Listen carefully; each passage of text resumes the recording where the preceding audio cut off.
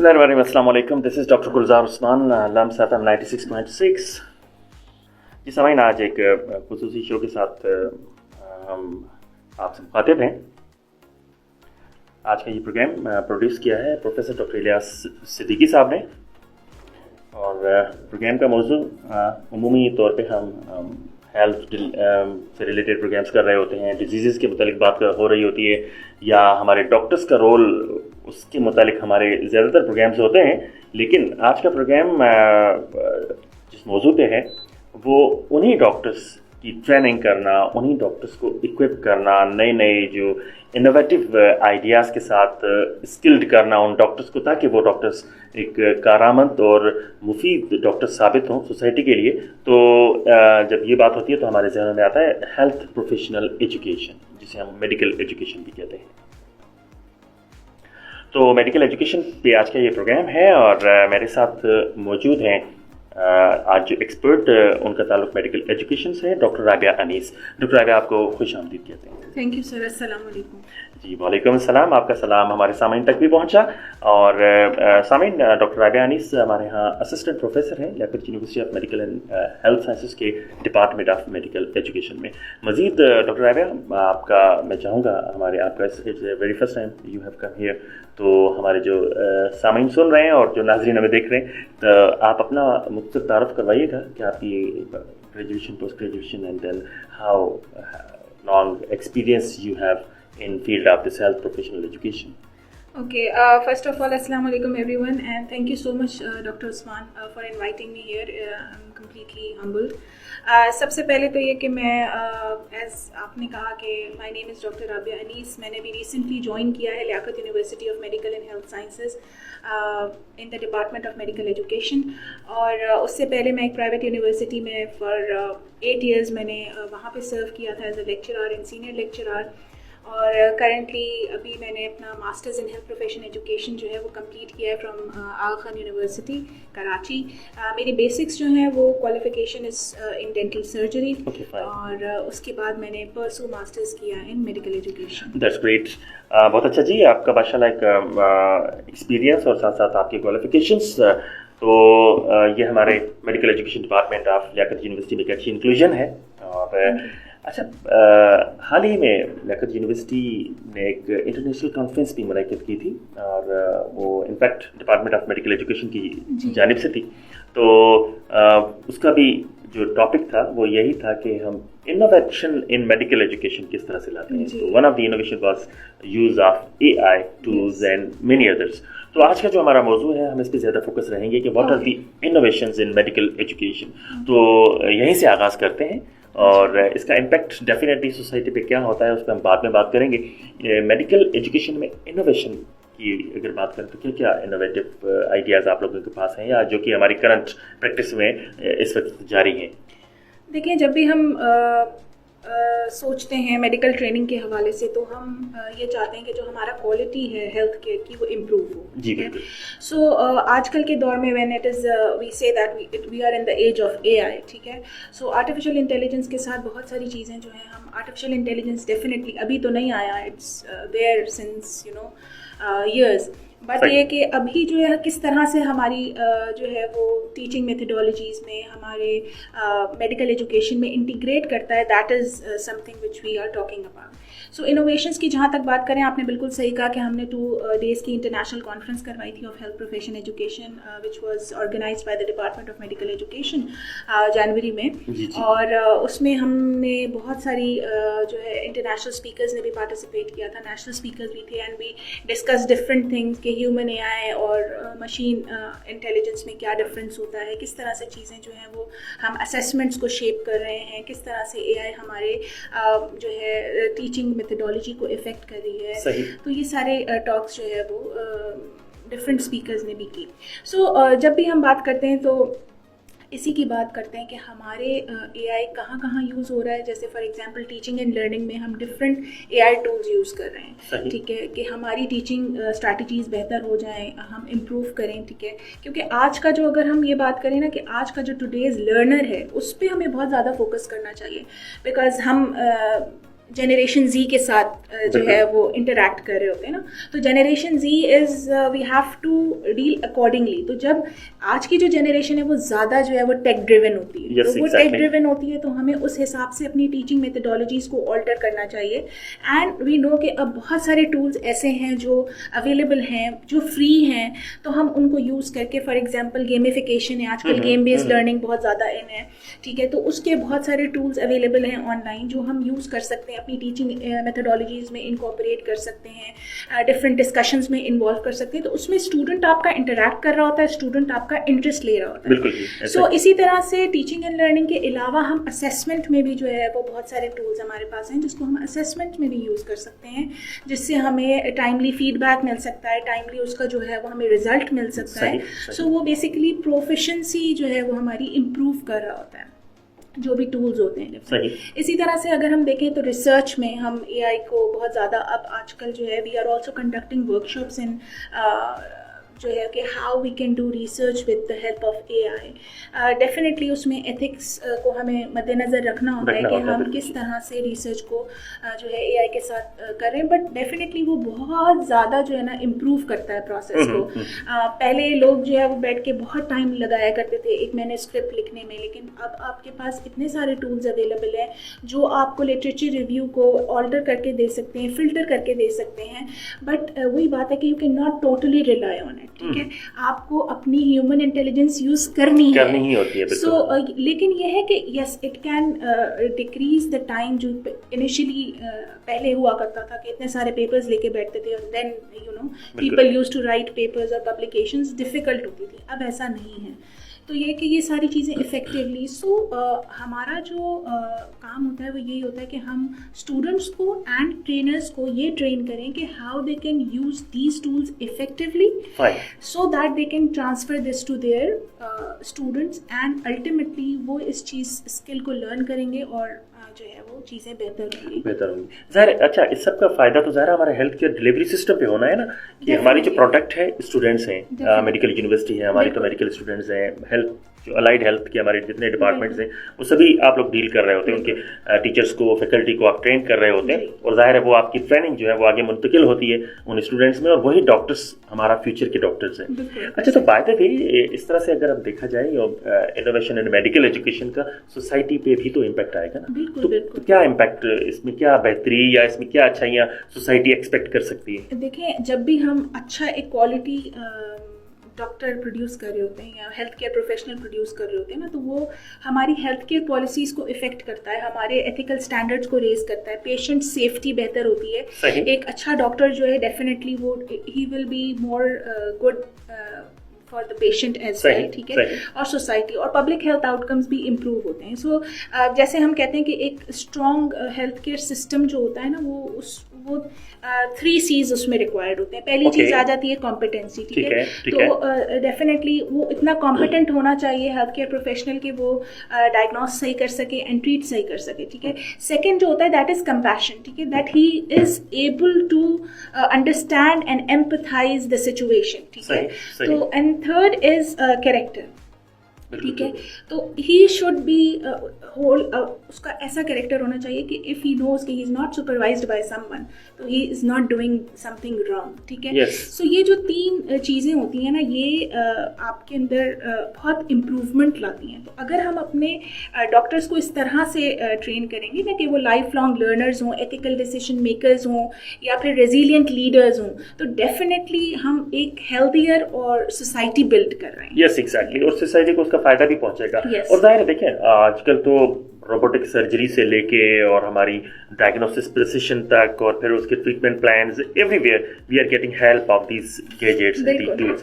पूरी दुनिया में, वेस्टर्न वर्ल्ड में तो बहुत पहले से ये काम शुरू हो चुका, हमारे यहाँ वो आगाज़ हुआ है, लेकिन होपफुली उसमें बेहतरी आएगी। और जो रिसेंटली आपकी इंटरनेशनल कॉन्फ्रेंस मैंने भी अटेंड की थी, तो बहुत अच्छी बातें सुनने को मिली थी, और जो रिसर्चर्स शेयर कर रहे थे, तो हम वो विजुलाइज कर रहे थे कि इंशाल्लाह जब ये चीज़ें ट्रांसफॉर्म होंगी हमारे सेटअप में, तो हमारे हेल्थ केयर सिस्टम को फ़ायदा होगा। लेकिन एक यहाँ सवाल भी उठता है कि देखें, और ये डिबेट भी है कि AI is not replacement of human touch. Medical doctors जो होते हैं ख़ास तौर पे, लोगों के इमोशंस लोग अपने बयान करते हैं, अपनी तकालीफ बयान करते हैं और उनके साथ उनको एम्पैथी शो करनी होती है, उनका प्रॉब्लम सोल्यूशन करनी होती है। साथ ही साथ डॉक्टर्स मेंटोर्स भी होते हैं, डॉक्टर्स लीडरशिप का रोल भी प्ले करते हैं। तो ये सब चीज़ें तो एआई में नहीं आएंगी। तो बियॉन्ड एआई क्या होगा हमारे मेडिकल एजुकेशन? सो देखिए, वही बात है कि हमें ये चीज़ समझनी है कि एआई को हमें कहाँ तक रिस्ट्रिक्ट करना है, ठीक है। ऑल्दो मुझे नहीं पता कि जिस तरह से एआई इवॉल्व हो रहा है कि फर्दर आगे 1 साल 2 साल 3 साल 10 साल बाद क्या क्या चीज़ें आ जाएंगी, ठीक है। वी कैन नॉट प्रेडिक्ट जिस तरह से एडवांसमेंट्स हो रही हैं, लेकिन अभी फ़िलहाल ये है कि AI can not replace the human जो एक बिहेवियर होता है, ठीक है। जब हम बात करते हैं कि हम ह्यूमन जजमेंट की बात करते हैं ना, तो वो क्रिटिकल थिंकिंग समटाइम्स लाइक हम एक देखें ना, एआई एक एल्गोरिदम को जितना उसमें डेटा फीड किया हुआ है वो उतना ही डिलीवर करेगा, बिल्कुल ऐसा ही। सो वो जो एक एम्पैथी वाला एलिमेंट होता है, वो एथिक्स वाला जो एलिमेंट होता है, वो ह्यूमन कनेक्शन वाला एलिमेंट होता है, that can not be replaced by AI. So we should be working towards leadership, towards mentorship. हमें वो चीज़ें जो हैं वो अपने प्रोग्राम सेपरेटली जो है वो बिल्ड करते रहने चाहिए, बिकॉज वी नो कि इस चीज़ को एआई कवर नहीं कर सकता, ठीक है। इसी तरह से आजकल जो है वो कैरेक्टर एजुकेशन पे बहुत ज़्यादा काम हो रहा है कि कैरेक्टर एजुकेशन को हम किस तरह से अपने करिकुलम में ऐड कर सकते हैं। बिकॉज अगर हम कैरेक्टर एजुकेशन की बात करें तो देखिए, मैं I was taking a course on leadership जो नमूद से मैं ले रही थी, professor Yaya Noori was my supervisor. तो वहाँ से उन्होंने मुझे एक कैरेक्टर स्ट्रेंथ का सर्वे दिया, ठीक है, सही। तो वो दैट वाज वेरी मतलब वो मेरे लिए एक पॉइंट था कि जब मैंने वो सर्वे किया उससे मुझे ये पता चला कि मेरी स्ट्रेंथ्स, कैरेक्टर स्ट्रेंथ्स जो हैं वो कौन सी स्ट्रेंथ्स टॉप लेवल पे हैं और कौन सी स्ट्रेंथ्स बॉटम पे हैं, ठीक है। सो इस तरह के सर्वेज हमारे ऑनलाइन अवेलेबल हैं, ठीक है। तो जब हम वो पर्सनल डेवलपमेंट के लिए जब हम वो करते हैं ना, तो हमें पता चलता है कि हमारी स्ट्रेंथ्स जो बॉटम पे हैं, हम because we all are unique individuals, हम सब एक दूसरे से अलग हैं, ठीक है। सो हमें उस पर काम करना है जो हमारी बॉटम पे आ रही है, कि हम उस पर कैसे काम कर सकते हैं जो उनको एनहांस करें, ठीक है। सो इसी तरह से कैरेक्टर एजुकेशन पे काफ़ी अब आजकल काम हो रहा है। हम लोग भी ये चीज़ें डेवलप कर रहे हैं कि हम इसको किस तरह से इंटीग्रेट कर सकते हैं करिकुलम में। और डेफिनेटली ये सारी चीज़ें, आप एथिक्स पे बात करें, आप लीडरशिप पे बात करें, मेंटोरशिप पे, ये सारी चीज़ें ऑलरेडी हम लोग कहीं ना कहीं चीज़ें कर रहे होते हैं। टीचर्स भी ट्रेन कर रहे होते हैं स्टूडेंट्स को, स्टूडेंट्स ऑलरेडी उनके अंदर भी ये सलाहियतें होती हैं, बस इट जस्ट कि आपको जो है वो थोड़ा स्ट्रक्चराइज करना होता है, थोड़ा सा एनहांस करना होता है, थोड़ा मोटिवेट करना होता है, थोड़ा गाइड करना होता है, थोड़ा फैसिलिटेट करना होता है। बिल्कुल। तो इससे जो है वो चीज़ें फिर बेहतर हो जाती हैं। But definitely AI can be used as a copilot, not a pilot. हाँ, दैट्स पॉइंट, ये बड़ी अच्छी बात है। तो ये जो है ना वो अगर हम उसको बिल्कुल डेफिनेटली, अब तो काफ़ी स्टूडेंट्स जो हैं उसको एज अ कोच यूज़ कर रहे होते हैं, but you have to define the boundaries, so you can use it as a copilot but not as a pilot. That's great. Samin, LUMS FM 96.6 आज का खुसूसी प्रोग्राम, हमारे जो इस प्रोग्राम के डायरेक्टर और प्रोड्यूसर हैं प्रोफेसर डॉक्टर मोहम्मद इलियास सिद्दीकी साहब, और आज हमारी बात हो रही है मेडिकल एजुकेशन में इनोवेशंस क्या हैं। यानी डॉक्टर्स और हमारे मेडिकल स्टूडेंट्स हैं, वो हमारे ज़ाहिर मुस्तकबिल के मसीहा हैं, फ्यूचर हैं हमारा, तो उनको हम हर तरह से इक्विप करें, स्किल्ड करें, ताकि वो एक अच्छे डॉक्टर साबित हों। अच्छा, इस सिनेरियो में देखा जाए तो मेडिकल एजुकेशन डिपार्टमेंट जो है उसकी जिम्मेदारी तो बहुत ज़्यादा बढ़ गई, क्योंकि दिन ब दिन नई नई चीज़ें, और आपको हमारे कल्चर और हमारी जो कन्वेंशनल मेथड्स हैं उनको भी लेके चलना होता है, और साथ में आपको नई एडिशन भी करनी होती है। फिर आपको ज़ाहिर है जब हम नई चीज़ कोई भी ले आते हैं ना, इनोवेटिव चीज़, तो अवेलेबल जो मौजूदा लोग होते हैं उनमें कुछ रेजिस्टेंस भी होती है। तो इस तरह के चैलेंजेस क्या क्या आप लोगों ने अमूमन देखे एज ए मेडिकल एजुकेशन? देखिए, चैलेंजेस तो हर चीज़, जब भी आप कोई चेंज चाह रहे होते हैं ना तो चैलेंज आता है, बिल्कुल, ठीक है। सो हम एंटिसिपेट कर ही रहे होते हैं कि जब भी आप कोई चेंज आपको रिक्वायर्ड होता है तो चैलेंजेस और टर्बुलेंस आती है। So you have to cater that challenge, ठीक है। आपके पास पहले से स्ट्रैटेजीज होनी चाहिए कि हम उस चैलेंज को किस तरह से फेस करेंगे। तो डेफिनेटली जब अचानक से ये टेक्नोलॉजी का जब जो है वो बूम हुआ, और बहुत सारे जो है हमारे पास सीनियर फैकल्टी फैकल्टी मेंबर्स हैं, they are not use to it. लोग मोबाइल इतना यूज़ नहीं करते। अब आज का लर्नर तो है वो कर लेता है, लेकिन जो है ज़ाहिर हमारे सीनियर और रिस्पेक्टेबल फैकल्टी मेंबर्स हैं, तो बहुत सारी चीज़ें ऐसी होती हैं तो जिसमें वो चैलेंज फेस कर रहे होते हैं। बट बिलीव मी कि अगर हम उनको प्रॉपरली गाइड करते हैं और प्रॉपरली सपोर्ट करते हैं तो वो उसको ओवरकम कर लेते हैं। ठीक है, तो इसमें पेशेंस भी रिक्वायर्ड होता है, टाइम भी रिक्वायर्ड होता है, that you have to give some time. ठीक है, आप उनको टाइम दें दैट वो उस चीज़ को लर्न करें। ठीक है, ऐसे नहीं होता कि आप यू एक्सपेक्ट के जैसे फाइनल ईयर का स्टूडेंट लर्न कर रहा है वैसे ही हमारे सीनियर प्रोफेसर लर्न करेंगे। No, definitely they will require some time. So इसी तरह से ये है कि हम जब ट्रेन कर रहे होते हैं तो हमें ये चीज़ जहन में होती है कि हमारा लर्नर कौन है। ठीक है, सो लेवल ऑफ द लर्नर हम देख के उसके हिसाब से ट्रेनिंग को जो है वो हम लेवल करते हैं कि ठीक है फाइन, लेवल ऑफ लर्नर हमारा फैकल्टी मेंबर्स हैं तो उनके हिसाब से, उनके लेवल, उनके नॉलेज के हिसाब से हम चीज़ें मैनेज करते हैं। So this is all about तो चैलेंजेस और उसको ओवरकम करने का तो हमेशा ये चल रहा होता है। स्ट्रैटेजीज। यस, जो भी आप चीज़ प्लान कर रहे हैं उसकी जो भी स्ट्रैटेजीज हैं उसको आप ओवरकम करने के लिए पहले से प्लान करते हैं कि आपने किस तरह से चैलेंज। इसीलिए हम आपको ट्रेनर ऑफ ट्रेनर्स, मतलब जो लोगों के टीचर ऑफ द टीचर्स, तो आप इस तरह से उनके ट्रेनर हैं जो ऑलरेडी स्टूडेंट्स को ट्रेन कर रहे हैं। बिल्कुल, बट लेकिन मैं यहाँ पे ये कहती हूँ कि we do train the trainers, लेकिन आप यकीन करें इस प्रोसेस में we learn ourselves. It is a collaborative learning. Yes, it is a collaborative learning process. It's not just कि हम ही ट्रेनर को ट्रेन कर रहे होते हैं, नहीं, हम बहुत सारी चीज़ें उनसे सीख रहे होते हैं बिकॉज ऑफ देयर एक्सपीरियंस। ठीक है, उनका जो एक्सपीरियंस है वो हमारा नहीं है। और जो है हम जब आपस में एक दूसरे से लर्न कर रहे होते हैं ना, तो दैट इज़ रियली अमेजिंग कि हम उनके एक्सपीरियंस से बहुत कुछ सीख रहे होते हैं, वो हमारे स्किल से बहुत कुछ सीख रहे होते हैं। So that is how it works. That's great.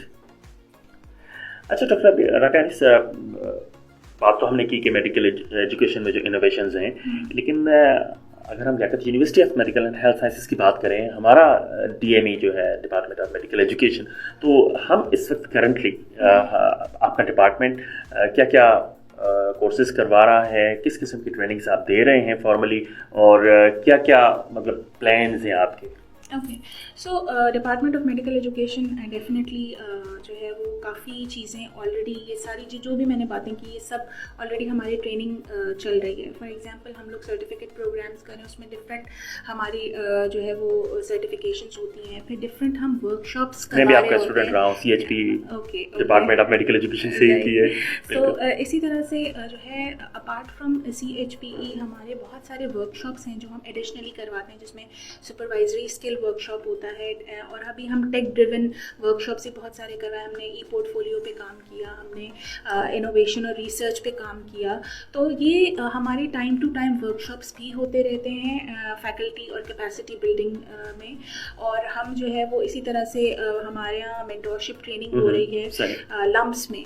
अगर मैं बात करूँ ना लम्स की, तो लम्स में भी मेंटोरशिप ट्रेनिंग भी हो रही है। लीडरशिप पे भी हमने मेडिकल एजुकेशन ने वर्कशॉप करवाया। हम सिमुलेशन बेस्ड टीचिंग पे काम कर रहे हैं, सिमुलेशन बेस्ड टीचिंग में हम कोलैबोरेट करके जो है वर्कशॉप्स करवा रहे हैं। सो इट्स दैट कि हम जो भी हमारे इनोवेशंस हैं उनको जहन में रखते हुए डिफरेंट चीज़ें प्लान कर रहे हैं, और आगे भी हमारा यही प्लान है कि हम डिफरेंट एक सीरीज़ ऑफ वर्कशॉप्स जो हैं वो करवाएंगे, जिसमें गेम बेस्ड लर्निंग आ जाता है हमारा, डिफरेंट AI टूल्स आ जाती हैं, उनकी टीचिंग्स हैं। सो अभी हमने जो हमारी कॉन्फ्रेंस मैंने आपको बताया था, हमारे 40 वर्कशॉप्स हुए।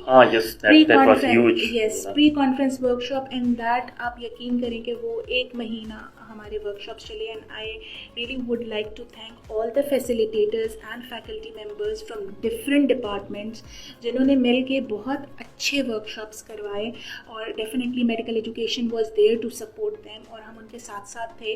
बट डेफिनेटली सब डिपार्टमेंट से हमें बहुत अच्छा एक सपोर्ट मिला।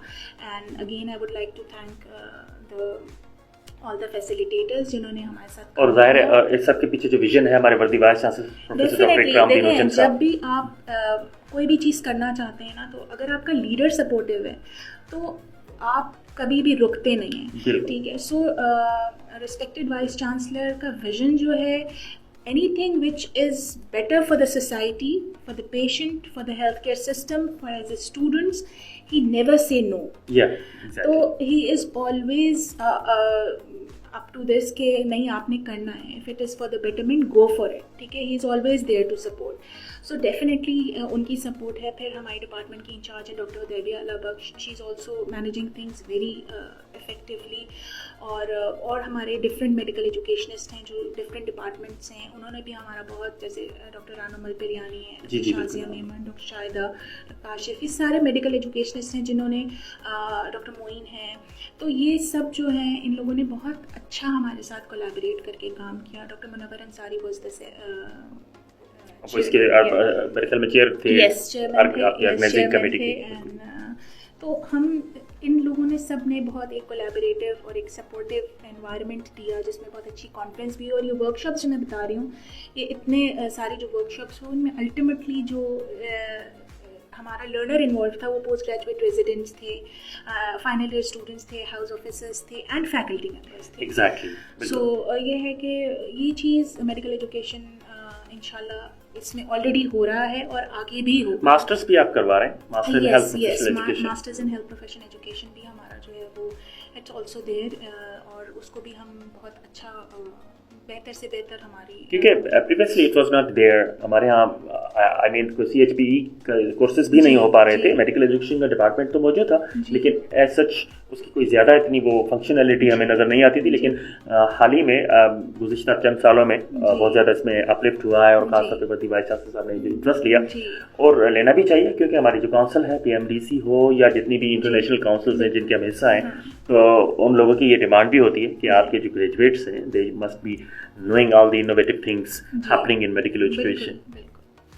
अच्छा, जो हमारे सामीन हैं और हमारे जो नाजरीन हैं जो हमें देख भी रहे हैं, उनके लिए मैं समझूंगा कि ये काफ़ी हौसला अफजा बात होगी कि जो डॉक्टर्स उनका इलाज करने जा रहे हैं, अल्लाह ताला सबको महफूज रखें। हमारी दुआ होती है लम्स FM की और हमारी लियाकत यूनिवर्सिटी की ओवरऑल कि हमारी सोसाइटी हेल्दियर हो और कम अज़ कम बीमार पड़े। लेकिन जब पढ़ेंगे तो ज़ाहिर है डायग्नोसिस के लिए, ट्रीटमेंट के लिए जो डॉक्टर्स दस्तियाब होंगे लम्स के ग्रेजुएट्स, यकीनन वो वेल इक्विप्ड होंगे। Is it so? बिल्कुल बिल्कुल, दे आर ऑलरेडी इक्विप्ड, लेकिन ये कि मोर एनहांसमेंट और हमारी कोशिश होगी कि हम ज़्यादा से ज़्यादा उसको बेहतर कर सकें। दे आर ऑलरेडी इक्विप्ड, माशाल्लाह, teachers are already working very hard for their students, लेकिन ये कि हाँ हम सिस्टम को मज़ीद बेहतर, मज़ीद स्ट्रेंथन करने की कोशिश कर रहे हैं सो दैट जो एक जहाँ जहाँ पे गैप है वहाँ पे हम वो गैप फिल कर सकें। So yes definitely, because AI can assist us but character defines us. बिल्कुल, हाँ, सही सही। और उसके लिए ज़ाहिर है हमारे जो सीनियर्स हैं, प्रोफेसर्स हैं, हमारे मेंटोर्स हैं ऑलरेडी,